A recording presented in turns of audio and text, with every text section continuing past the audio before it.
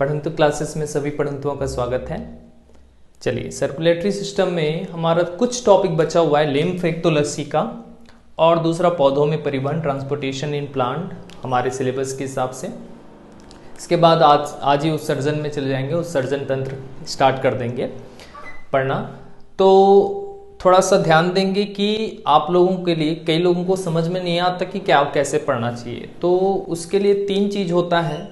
एक तो लेक्चर सुनना है, ठीक। दूसरा चीज़ नोट्स बनाना है। तीसरा चीज़ एमसीक्यूज सॉल्व करना है, ठीक। ऑब्जेक्टिव क्वेश्चन सॉल्व करना है।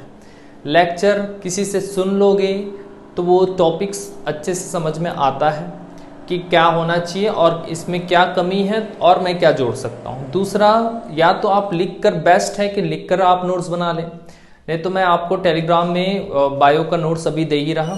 3 टॉपिक का हो चुका है, वैसे सभी टॉपिक का बनवा रहा, आप लोगों को मिल जाएगा बायो का वहाँ पे पूरा। आज भी 2 और टॉपिक का मैं भेज दूंगा आप लोगों को। और उसके बाद हम करेंगे पूरा एमसीक्यू सॉल्व्स। एक बार लेक्चर हो जाए इस वीक या संडे तक, मैं आप लोगों को सभी टॉपिक का आपको पीडीएफ प्रोवाइड कर दूंगा टेलीग्राम में।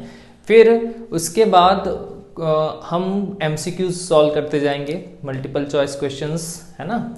उसी से टेस्ट होगा आप लोगों का। एक तो टेस्ट सीरीज है, बेस्ट है वो, है ना। आपको टेस्ट सीरीज से ये पता चल रहा होगा कि आप कहाँ पे हैं और कहाँ पे इम्प्रूव करना है, और आप पढ़ के भी कहाँ पे एग्जीक्यूट नहीं कर पा रहे हैं। तो ये बहुत जरूरी चीज़ है ना, क्योंकि आप पढ़ लेंगे उसको एग्जीक्यूट नहीं कर पाएंगे तो भी बहुत दिक्कत है, ठीक। तो इस वीक टारगेट करते हैं कि हमारा लेक्चर हो जाए और हमारा क्या हो जाए, नोट्स तैयार हो जाए। फिर नेक्स्ट वीक से हम किस पर ध्यान देंगे, बायो में, पर्टिकुलर बायो सब्जेक्ट में अभी मैं बोल रहा हूँ। नेक्स्ट वीक से फिर किस पर ध्यान देंगे हम कि कितने ज़्यादा हम एमसीक्यूज बना सकें और टॉपिक वाइज उसको सॉल्व करते जाएंगे, ठीक। कुछ दिया हूँ इजी क्वेश्चंस, कुछ और भी आएंगे, ठीक। चलिए स्टार्ट करते हैं। बहुत इजी है। लसिका, लिम्फ, इसको ब्लड से रिलेट करके पढ़ लेंगे, बहुत इजी हो जाएगा। फिर जैसे रुधिर, ब्लड क्या करता है, हमारे परिसंचरण, जितना भी ग्लूकोज वगैरह होता है, ठीक, उसका सर्कुलेशन करता है। क्या करता है भाई, सर्कुलेशन। तो रुधिर के बारे में तो बहुत पढ़े, वैसे ही लसिका भी रुधिर के टाइप का ही, ब्लड के टाइप का ही लिम्फ भी एक परिसंचरण है, ठीक। ऐसा ही है जो पूरे शरीर में परिसंचरण करता रहता है, सर्कुलेट होते रहता है, ठीक। लेकिन क्या क्या अंतर है पहले देख लेते हैं। ब्लड का कलर जो होता है रेड होता है, ये तो पता है हमको। हीमोग्लोबिन के कारण क्या होता है, रेड, ठीक। लेकिन लसिका, लिम्फ का कलर रेड नहीं होता, ये रंगहीन होता है, कलरलेस होता है, ठीक। ये कलरलेस उत्तक है, टिश्यू है, ठीक, ये याद रखिएगा। दूसरा, रेड कलर किसके कारण होता है, हीमोग्लोबिन के कारण, मतलब आरबीसी। तो देखिए, दूसरा, ब्लड में हम क्या क्या देखे थे, ब्लड में एक तो हम देखे थे ब्लड में आरबीसी, दूसरा डब्ल्यूबीसी, तीसरा प्लाज्मा, और चौथा प्लेटलेट्स। उसमें अंतर नहीं बनता, ये 3 चीज में और अंतर बनेंगे। देखिए यहाँ पे आरबीसी, रेड ब्लड सेल्स होते हैं, ये तो पता है हमको, होते हैं। लेकिन लसिका में रेड ब्लड सेल नहीं होंगे, लाल रुधिर कोशिकाएं नहीं होंगे। इसमें डब्ल्यूबीसी होते हैं, वो तो पता है, लेकिन लसिका से कम होता है।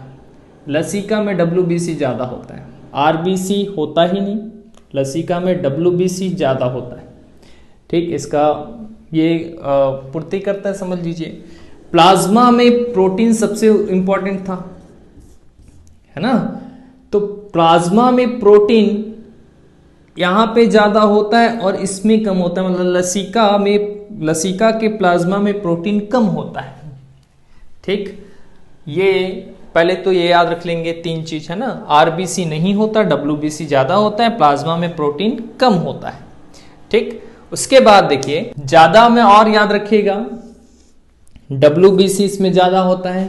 CO2 की मात्रा सर्कुलेट, O2 CO2 तो सर्कुलेट करते हैं लोग, CO2 की मात्रा ये ज़्यादा सर्कुलेट कर पाता है। ठीक, कौन? लसिका। और क्या ज़्यादा इसमें अपशिष्ट पदार्थ ज़्यादा होते हैं। ठीक, वेस्टेज ज़्यादा होते हैं। तो क्या क्या ज़्यादा हुआ लसिका में? WBC ज़्यादा हुआ, ठीक, CO2 ज़्यादा हुआ और अपशिष्ट पदार्थ ज़्यादा हुआ। और कम क्या हुआ? प्लाज्मा में जो प्रोटीन होता है वो कम मात्रा में होता है। लिम्फ का थोड़ा सा और क्या देखना है? कार्य, वर्क, फिर लिम्फ खत्म। ठीक, इसका वर्क बहुत इजी है देखिए, लेकिन बहुत इंपॉर्टेंट भी है। तो लिम्फ का क्या कार्य? पहला, छोटी आंत स्मॉल इंटेस्टाइन के द्वारा वसा का भी पाचन होता है और शोषण होता है। वसा मतलब फैट का भी ऑब्जर्व करता है, ठीक, और शोषण या पाचन होता है। तो छोटी आंत में जो बचे हुए वसा होते हैं उसका परिवहन किसके द्वारा होता है? उसका सर्कुलेशन किसके द्वारा होता है पूछेगा तो लिम्फ किसके द्वारा होता है? लसिका के द्वारा, याद रखिएगा। ठीक, पहला चीज ये याद रखिएगा। दूसरा, अगर आपको घाव हो जाए तो घाव भरने में ये सहायक है। ठीक, तीसरा, अगर आप जीवाणु आ रहे हैं आप पर, अटैक कर रहे हैं, बैक्टीरिया आप पर अटैक कर रहे हैं, तो हानिकारक बैक्टीरिया से भी रक्षा प्रदान करता है, प्रोटेक्ट करता है ये। ठीक, और चौथा, रक्त को या रुधिर को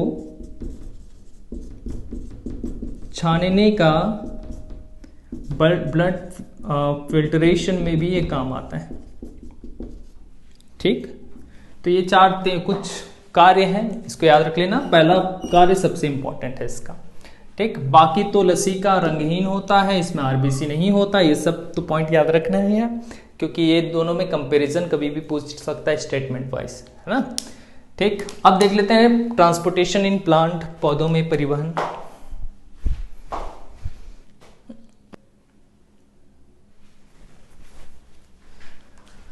चलिए देख लेते हैं ट्रांसपोर्टेशन इन प्लांट, पौधों में परिवहन। तो कुछ चीजें याद रखना है। पहला चीज क्या याद रखना है इसमें?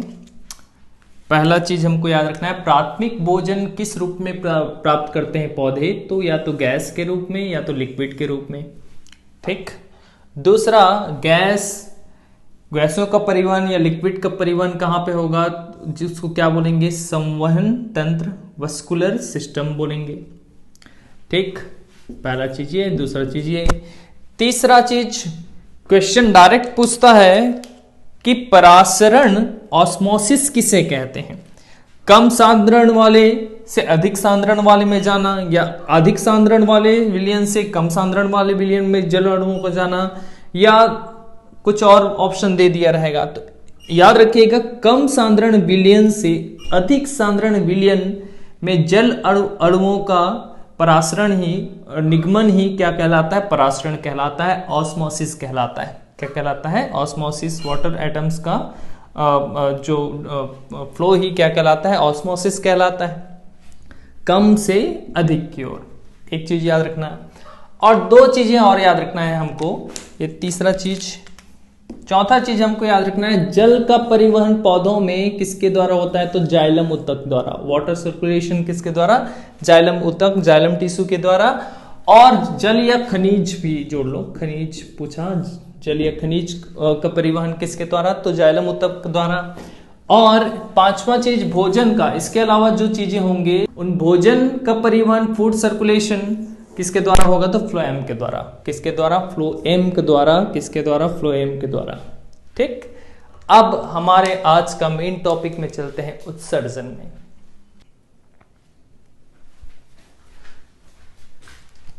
चलिए अब देखते हैं उत्सर्जन, एक्सक्रीटरी।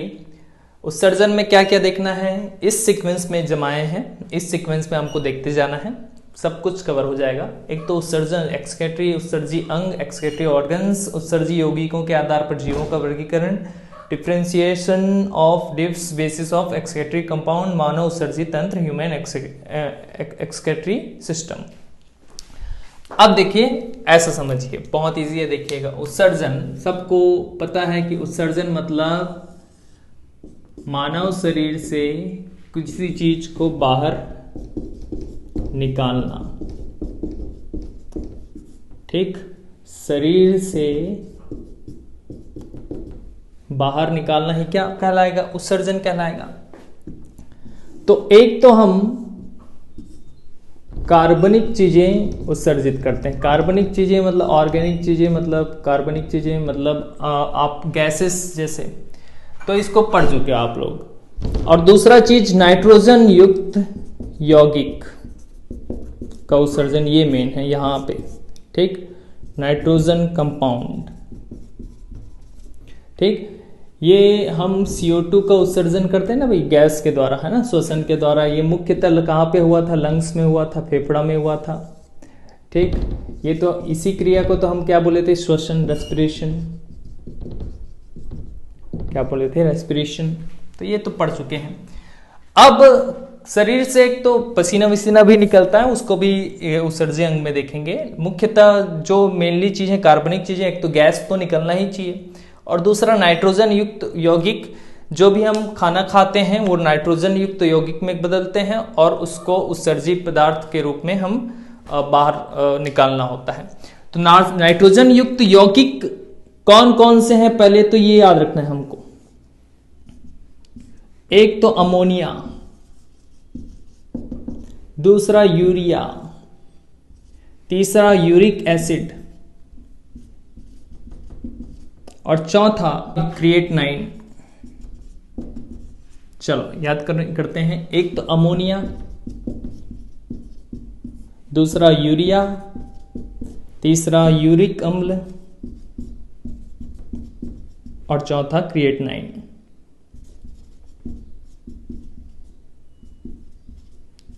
ठीक, तो ये पूछता है कभी कभी कि मानव शरीर में नाइट्रोजन युक्त यौगिक निम्न में से कौन सा नहीं है, निम्न में से कौन सा है।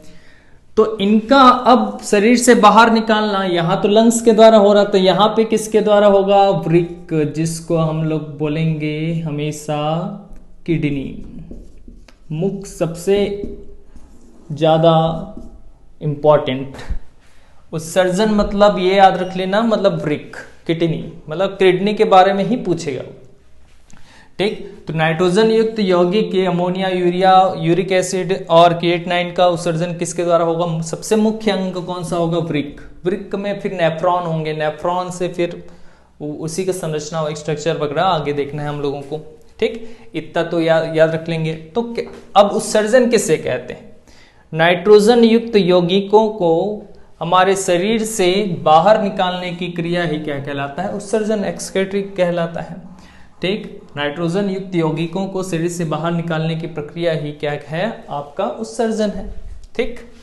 अब उत्सर्जी अंग देख लेते हैं थोड़ा सा। चलिए, उत्सर्जी अंग, एक्सक्रीटरी ऑर्गन्स।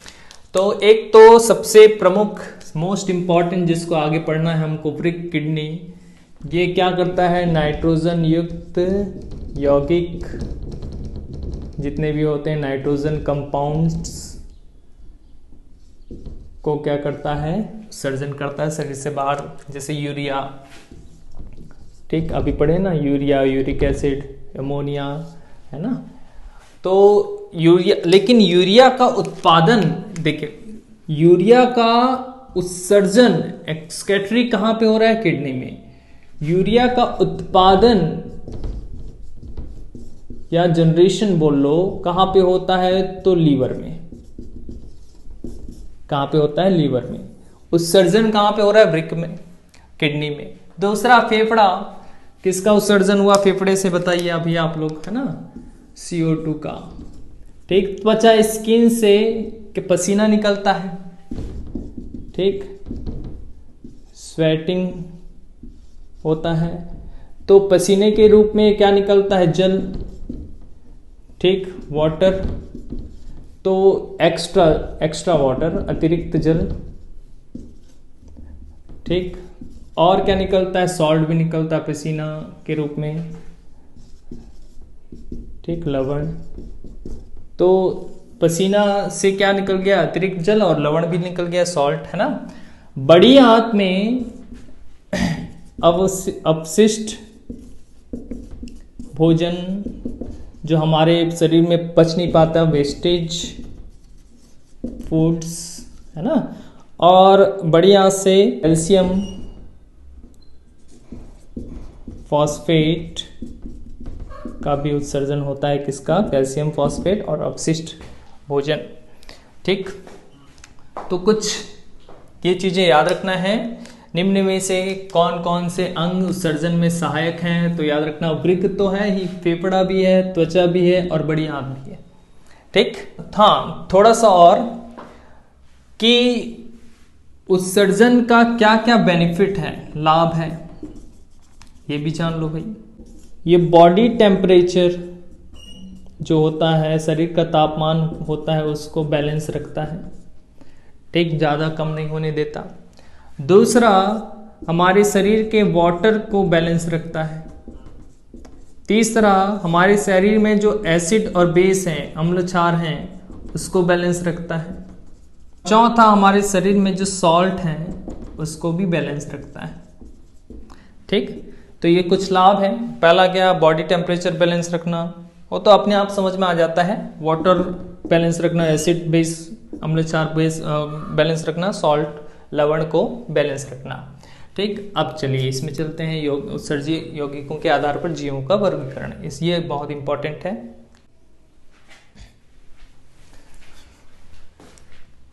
चलिए देखिए, उत्सर्जित यौगिकों के आधार पर जीवों का वर्गीकरण। ठीक, basis of excretory compound differentiation of lives, ये हमको अच्छे से याद रख लेना है। सबसे पहले जलीय जीव जैसे फिश हो गया, ऑक्टोपस हो गया। ठीक, जलीय जीव का उत्सर्जन किस रूप में होता है, तो ये क्या कहलाता है, अमीनोटैलिक, क्योंकि ये अमोनिया के रूप में ही क्या करते हैं, उत्सर्जन करते हैं। अमोनिया मतलब लिक्विड फॉर्म में ही उत्सर्जन करते हैं, देखिएगा जलीय जीव। दूसरा, मानव और जानवर, हम लोग और जानवर, एनिमल्स, बाकी एनिमल्स यूरियोटैलिक कहलाते हैं, क्योंकि मुख्य कंपाउंड क्या हम उत्सर्जित करते हैं, यूरिया। ठीक, पक्षी, बर्ड्स यूरिकोटैलिक कहलाते हैं। क्या कहलाते हैं, यूरिकोटैलिक, क्योंकि ये यूरिक एसिड के रूप में, यूरिक अम्ल के रूप में ये उत्सर्जन करते हैं।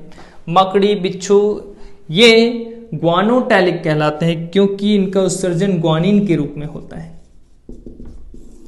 किस रूप में, ग्वानिन के रूप में। ठीक, तो ये दो चीजों में, बाकी सब तो याद रहता है, ये दोनों में कंफ्यूजन होता है, याद रखिएगा। यूरियोटैलिक हैं ह्यूमन, और बर्ड्स हैं यूरिकोटैलिक। ठीक, बर्ड्स क्या है, यूरिकोटैलिक, और ह्यूमन क्या है, यूरियोटैलिक, अगर उत्सर्जन की बात करें तो। ठीक, बाकी जलीय जीव को तो अपने आप याद हो जाता है, अमोनोटैलिक, है ना, मकड़ी का ग्वानोटैलिक, है ना। अब मुख्य चीज में चलते हैं, मानव उत्सर्जन तंत्र।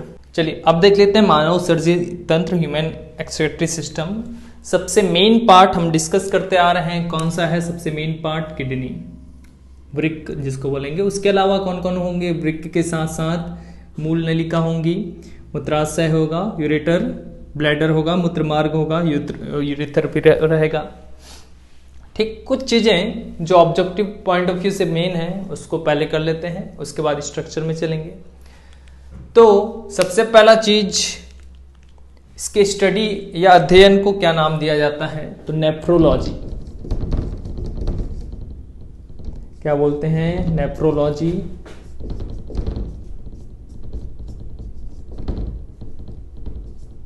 नेफ्रोलॉजी क्यों बोलते हैं, क्योंकि नेफ्रॉन ही सबसे इंपॉर्टेंट यूनिट होता है इसमें, नेफ्रॉन के बारे में ही देखना है पूरा। ठीक, किडनी में सबसे इंपॉर्टेंट पार्ट कौन, नेफ्रॉन। इसका संरचनात्मक एवं क्रियात्मक इकाई, स्ट्रक्चरल एंड फंक्शनल यूनिट क्या होता है, नेफ्रॉन। ठीक, इसको पढ़ना है हमको, है ना। नेफ्रॉन को वृक्काणु भी लिख देते हैं हिंदी में, लेकिन सामान्यतः नेफ्रॉन ही लिखे रहेगा। ठीक, कलर इसका रेडिश ब्राउन, क्या होगा, रेडिश ब्राउन। इसका वर्क फिल्ट्रेशन ऑफ ब्लड, ठीक, रक्त को छानना, फिल्ट्रेशन ऑफ ब्लड। ये किस प्रकार का ऑर्गन है, अंग है, तो मस्कुलर, मांसपेशी, ठीक। इसका वजन 2 होते हैं टोटल, आपके किडनी कितने होंगे, 2 ईच का, मतलब हर एक का लगभग 170 ग्राम होगा। कितना होगा, 170 ग्राम, 170। इसका आकार साइज सोयाबीन के आकार का होगा। आप लोग देखे ही होंगे सोयाबीन, ठीक, बीन्स के आकार का होता है। किसके आकार का होता है, बीन्स के आकार पर। थोड़ा कुछ और चीजें हैं उसको भी डिस्कस कर लेते हैं। पहले देखिए,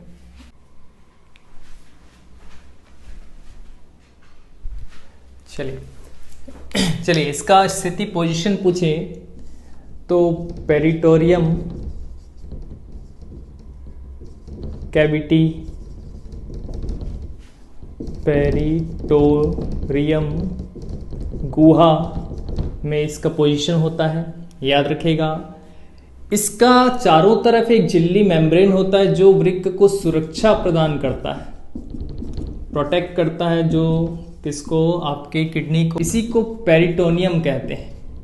इसे क्या कहते हैं, पेरिटोनियम, ठीक, क्या कहते हैं, पेरिटोनियम, ठीक। अल्ट्रा फिल्ट्रेशन किसे कहते हैं या टेक्निक किसे कहते हैं, अल्ट्रा फिल्ट्रेशन टेक्निक किसे कहते हैं, ये भी सुन ले रहे हैं, आगे तो आएगा ही। अल्ट्रा फिल्ट्रेशन टेक्निक, जो सबसे क्रियात्मक इकाई क्या है, नेफ्रॉन। नेफ्रॉन क्या करता है, जो हमारे अवशिष्ट पदार्थ हैं, यूरिया, ठीक, यूरिया को फिल्टर करता है, फिल्ट्रेशन करता है।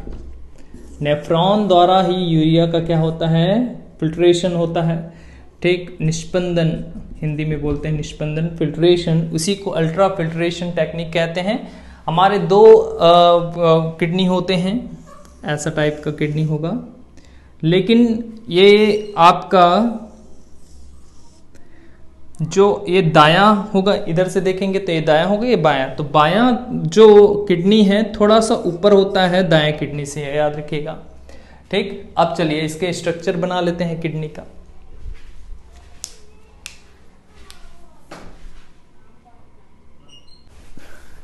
चलिए अब किडनी बनाना सीख लेते हैं। देखिए किडनी,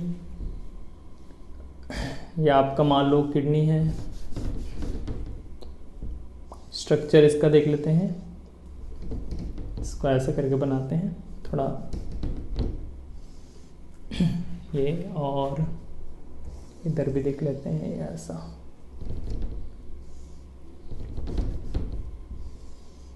ये, ठीक। ये थोड़ा ऊपर है, जैसे ही बना सकते हो आप। अब देखिए इसमें एक तो अशुद्ध रक्त आएगा, ठीक, तो ऐसा बना लेते हैं। देखिए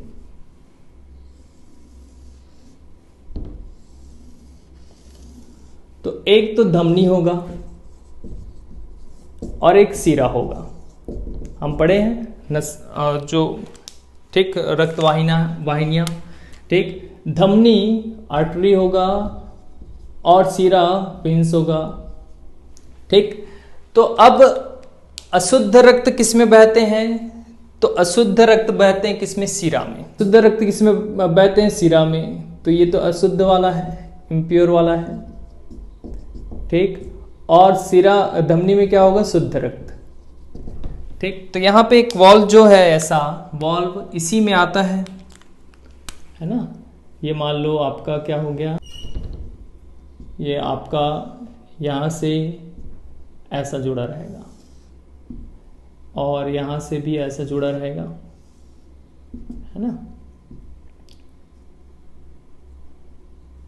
ये जुड़ा है, समझ लीजिए, है ना। अशुद्ध और शुद्ध रक्त, ठीक। तभी रक्त आएगा, तभी तो फिल्ट्रेशन होगा, और शुद्ध और शुद्ध होगा तो धमनी सीरा तो होगा ही। तो सीरा, जिसको ये जो वृक्क से जुड़ा हुआ है, जो किडनी से जुड़ा हुआ है, इसलिए इसको वृक्क सिरा कहते हैं। क्या कहते हैं, वृक्क सिरा, और इसको बोलते हैं वृक्क धमनी, ठीक।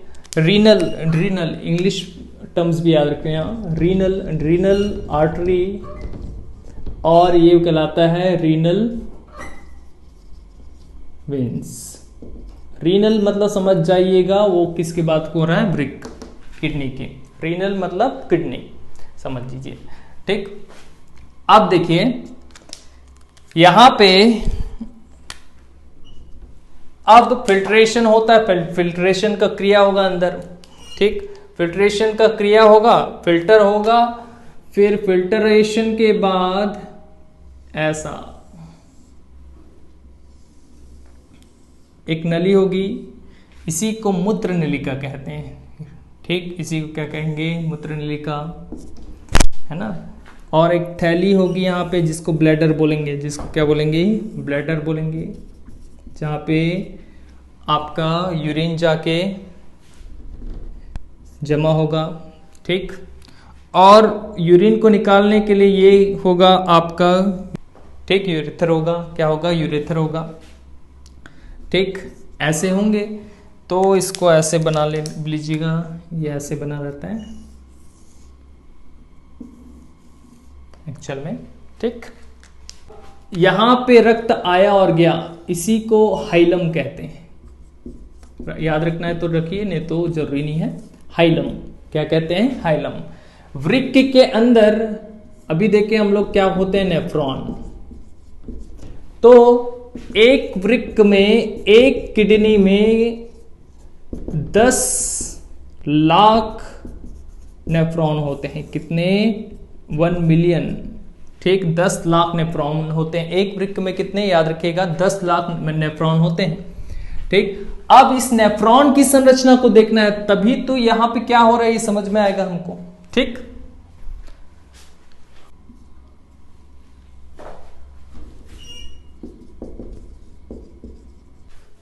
चलिए अब देखते हैं नेफ्रॉन। नेफ्रॉन को ऐसे बनाइएगा, ये जो गुच्छा होगा इसको बोमेन कैप्सूल के नाम से जाना जाएगा, क्योंकि कैप्सूल टाइप का है और बोमेन नाम का वैज्ञानिक ने दिया था, इसलिए बोमेन कैप्सूल।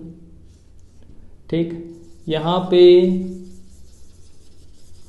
क्या होंगी, केशिकाएं होंगी, केशिकाएं। ठीक, जिसमें अशुद्ध और शुद्ध रक्त दोनों होता है उसको केशिका बोलते हैं। ये क्या है, बोमेन कैप्सूल। ठीक, याद रखिएगा, एक किडनी में कितने नेफ्रॉन हैं, 10 लाख। ठीक, तो देखिए फिर यहीं पे अल्ट्राफिल्ट्रेशन होगा, बोमेन कैप्सूल में अल्ट्राफिल्ट्रेशन होके फिर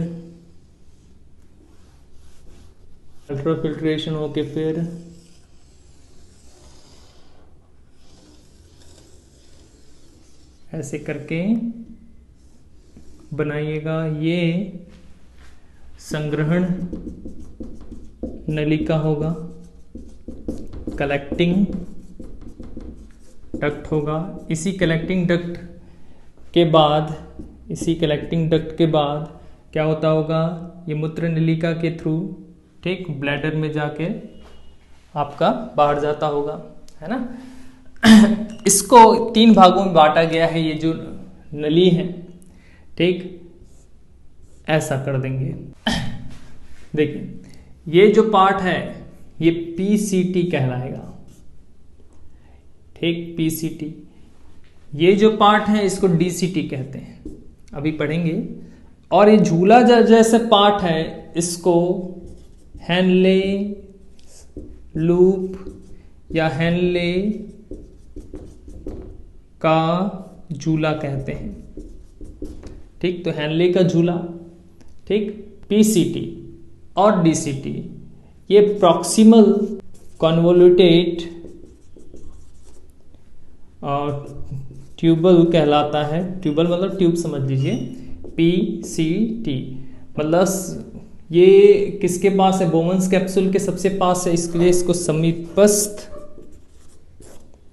नलिका कहते हैं। समीपस्थ नलिका ट्यूब, कन्वोल्यूटेड मतलब कुंडलित नलिका। ठीक, क्योंकि ये इसके सबसे पास है। क्या बोमन्स कैप्सूल, बोमन्स कैप्सूल से सबसे दूर होता है DCT, इसलिए इसको नाम दिया जाता है डिस्टेंस, ठीक, कॉन्वोल्यूटेड ट्यूबल, दूरस्थ, ठीक, कुंडलित नलिका, दूरस्थ कुंडलित नलिका। ये समीपस्थ है, ये वो दूरस्थ है, ठीक। और बीच में क्या है, हेनले का लूप, क्या है, हेनले का झूला, ठीक। तो PCT DCT ये सब रीनल है, नलिकाएं हैं, रीनल है, ठीक। तो रीनल में को 3 भागों में बांटा गया है, PCT सबसे पास वाला, फिर हेनले का लूप, ठीक। ये इधर डिसेंडिंग लूप कहलाता है और ये असेंडिंग लूप कहलाता है, डिसेंडिंग लूप ऑफ हेनले और असेंडिंग लूप ऑफ हेनले, ठीक। चलिए इतना अब आप लोग याद करके रखिएगा, इसको नाम पूरा याद करके रखिएगा। कल इसका कार्यविधि और किडनी से रिलेटेड बीमारी और डायलिसिस ये सब देखेंगे और कल खत्म कर देंगे फिर क्या, आपका उत्सर्जन, ठीक।